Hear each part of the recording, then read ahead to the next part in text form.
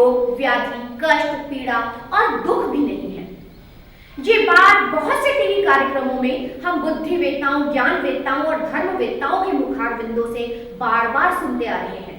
मुझे कोई दुख नहीं है, मात्र ये वाक्य ऐसा लगने लगा है कि मंच से और व्यास गद्दी से कहा जाने वाला वाक्य है। जनसाधारण के बस की बात नहीं है। जनसाधारण को यह भी लगने लगा है कि व्यवहारिक जीवन में जब तक मानव का जीवन है तब तक रोग, दुख, कष्ट और ये शोक तो लगे ही रहेंगे। खोज से यही निकला कि ये बीमारियां जो हैं वो काफ़ी जटिल हैं और उनकी जो जड़ है हमारी पूरी जीवन शैली में है। और उस जीवन शैली के मुख्य अंग जो हैं वो हैं कि हम शरीर से काम बहुत कम ले रहे हैं, तो शारीरिक एक्टिविटी, गतिविधि जो कम हो गई है दैनिक जीवन में। आहार जो है हमारा बिगड़ गया है, गलत चीज़ें खा रहे हैं, ज़रूरत से ज़्यादा खा रहे हैं, इसलिए मोटापा बढ़ रहा है। प्रश्न उठता है कि यदि रोग और शोक दोनों ही मानव की नियति है तो इसे सहजता से क्यों नहीं स्वीकार कर लिया जाता। यहाँ पर महर्षि पतंजलि के योग दर्शन की वह उक्ति दोहराई जा सकती है, सुखानुशयी रागः, यानी कि अनुकूल पदार्थों की प्राप्ति में सुखों की चाह रखना, सुखों के प्रति आसक्ति रखना भी क्लेश है, विकार है। वही दुखानुशयी रागः, यानी कि दुख देने वाली परिस्थितियों के प्रति द्वेष की भावना रखना, नफरत की भावना रखना भी एक क्लेश है, विकार है। दोनों ही रोग है। स्वयं सत्य खोजें, सबके साथ मैत्री करें, प्राणी मात्र के प्रति मैत्री का भाव का विकास हो। सबसे पहले अपने परिवार में देखें, अपने पड़ोस में देखें, अपने कुटुंब कबीले में देखें, अपने कारोबार के क्षेत्र में देखें, किन किन लोगों के प्रति मन में हिंसा, घृणा, द्वेष के भाव हैं जिनको हम नुकसान पहुंचाना चाहते हैं। ऐसे व्यक्ति के चित्र को ललाट में बनाएं, एक एक करके। अपनी गलती है क्षमा मांग लें, सामने वाले की गलती है क्षमा प्रदान कर दें। यह है मैत्री का मंगल मंत्र। जितना जितना मैत्री का विकास होगा उतना उतना ही ध्यान की गहराई में उतरने का मौका मिलेगा। अब इसी से जुड़ी बात विज्ञान और चिकित्सा जगत अपनी मेडिकल भाषा में कहता है। इन्हें बीमारी की संज्ञा देता है और अन्य बीमारियों को इसका कारण भी बताता है। इन रोगों को, इन व्याधियों को केवल व्यक्तिगत बीमारियां न समझें। सांसारिक परिप्रेक्ष्य में यह परिस्थिति और भी भयावह है। तो मैं ये कहना चाहूँगा, पहला एक्सपेरिमेंट था जिसमें साइंस और स्पिरिचुअलिटी यानी विज्ञान और आध्यात्म को पहले जोड़ा गया। बहुत अच्छा कोऑपरेशन रहा स्वामी धर्मानंद जी का। बराबर हम महीने में 2 कैंप हृदय के, एक कैंप ब्लड प्रेशर डायबिटीज़ का, एक कैंप अस्थमा और दर्दों का, और एक कैंप प्रेक्षा ध्यान का। ये 4 कैंप महीने में हम बराबर यहाँ लगाते हैं और इन कैंपों के अंदर में ये ट्रेनिंग चलती है। प्रेक्षा ध्यान के द्वारा रोग निवारण, प्रेक्षा ध्यान के द्वारा ध्यान का प्रशिक्षण, ये क्रम यहाँ बराबर चलता है।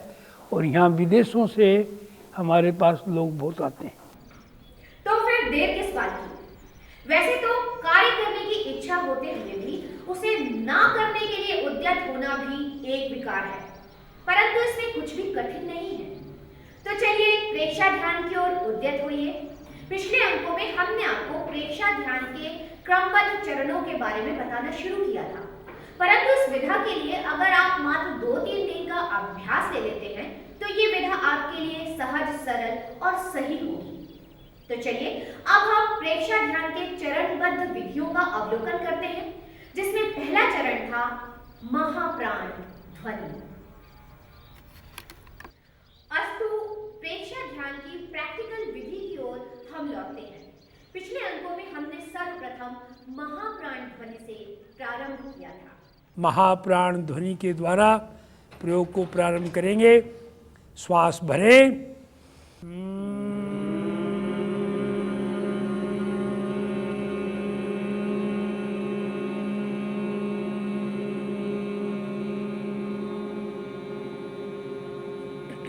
चेतना, मन और शरीर में स्पंदन और कंपन के अनुभव के पश्चात हमने प्रेक्षा ध्यान में लीन होने का संकल्प किया। मैं चित्त की निर्मलता के लिए प्रेक्षा ध्यान का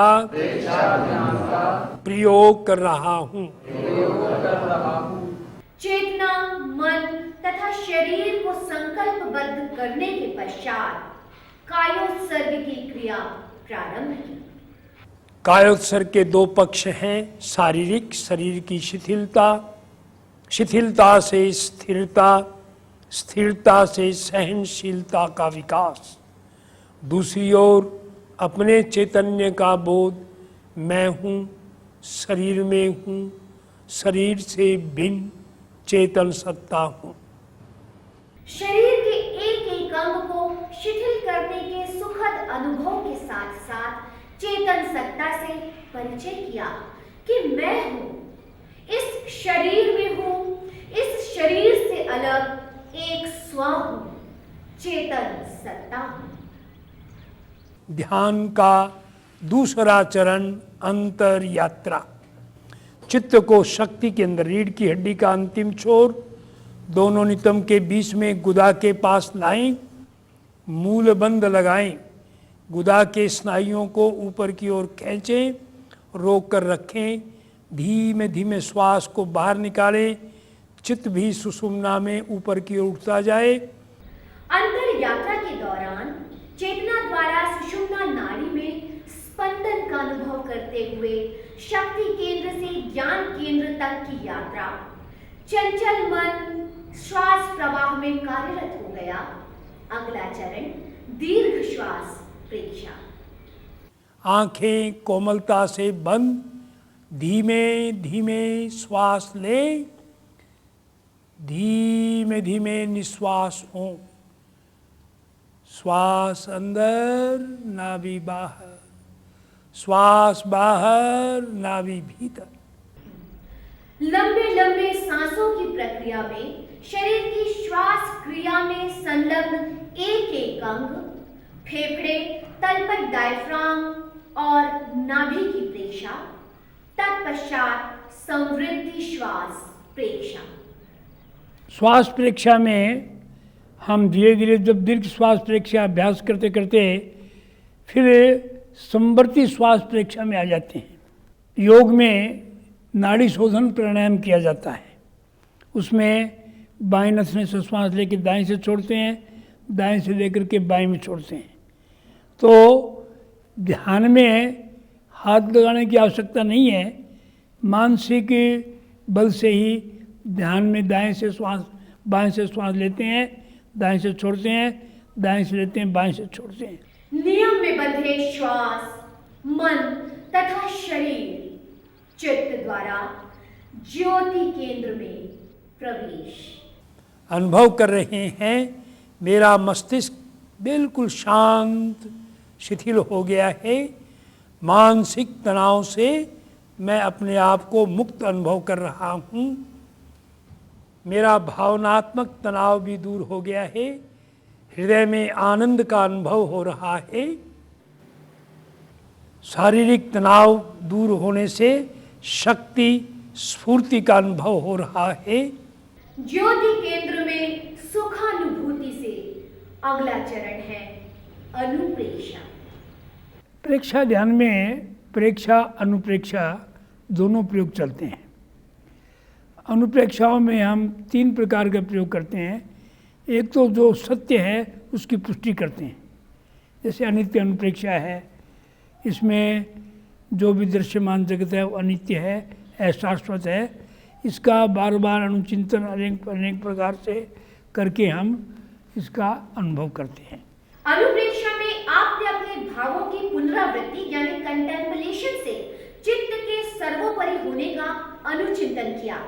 अब अगला चरण, जो कि विशेषकर आपके शारीरिक रोगों के उन्मूलन के लिए विकसित किया गया है, अनित्य अनुप्रेक्षा।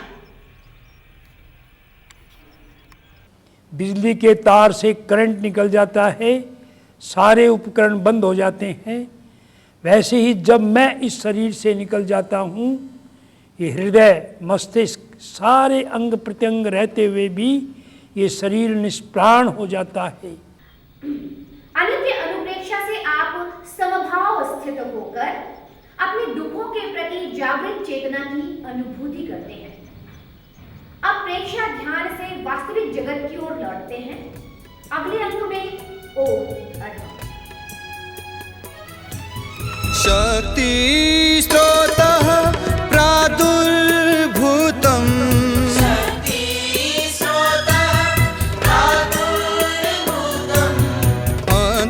अंतःचक्षुः लब्धं लब्धम्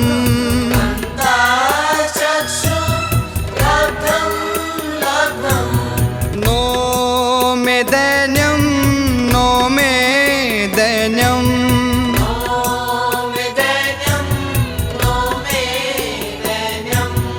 नो मे रात्रि नो मे रात्रि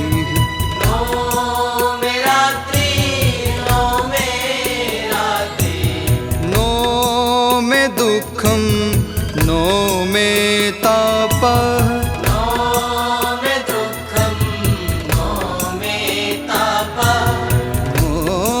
मे दुःख नो मे दुःखम्